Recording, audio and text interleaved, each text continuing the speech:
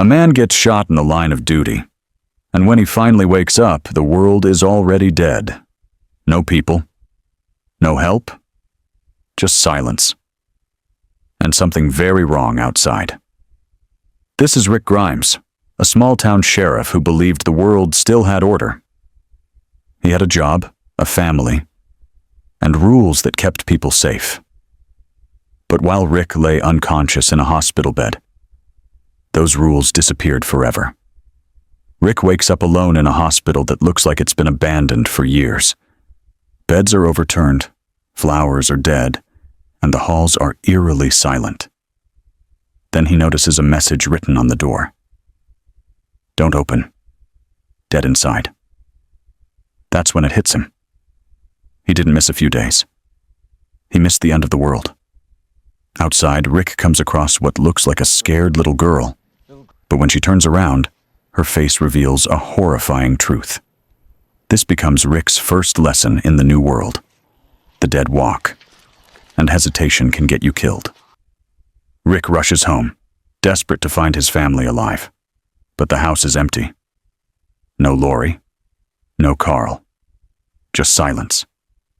And for the first time since waking up, Rick completely breaks down, realizing that survival now means being alone. Rick is saved by a man named Morgan and his son, Duane. They explain the rules of the apocalypse. The dead are called walkers. They bite. Rick explains that he just woke up from the hospital today, finding out everything today. Morgan's wife, who still lingers outside their house, is proof that the old world is truly gone. Morgan tells Rick about a rumor that the military is protecting survivors in Atlanta. It's the first real hope Rick has heard. With that, he finally has a purpose again. Find his family and bring them somewhere safe. Rick rides into Atlanta expecting rescue. Instead, he finds a city filled with abandoned cars and thousands of walkers hiding in the streets. The help he was promised never existed. And now, Rick is completely surrounded. With no escape left, Rick climbs into a tank as walkers close in.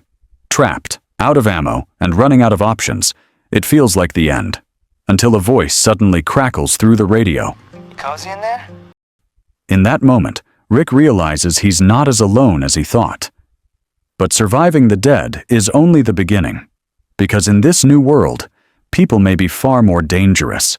Rick follows the instructions of the mysterious man carefully, escaping the tank and making his way into an alley away from the walkers, almost shooting the guy that saved him. Rick introduced himself to him, and he said his name was Glenn, so Glenn took Rick back to where he and some of the people he came to Atlanta with was. They pushed Rick and almost shot him, saying he has killed them all for firing guns at the walkers earlier. While they were talking, they heard shots coming from the top of the building. One of the guys they came with was shooting at the walkers from the top of the building. His name is Merle. Argument brewed between Merle and the group after he beat up another member of the group, T-Dog, which in turn made Rick handcuff him to the roof. So Morales, one of the members of the group, explained to Rick that the walkers can tell alive people from the smell. So Rick and Glenn came up with the plan to cover themselves in walker guts to mask their human scent and sneak to a nearby construction site to retrieve a box truck. But they soon realize that it's not as simple as they think. Before going, Rick gave T-Dog the key to the handcuffs. While Rick and Glenn were pretending to be walkers, suddenly a cloud burst happened, and the rain washed away all the disguise they put on, and the walkers around them started moving towards them. They ran and were able to get a van and drove off. The others were panicking because they thought Rick had left them, as Rick and Glenn were enacting the second part of the plan, using a distraction to get the truck to the loading dock. Glenn used his walkie-talkie to tell the rest of the group inside the store, which included Andrea, T-Dog, Morales, and Jackie, the specifics.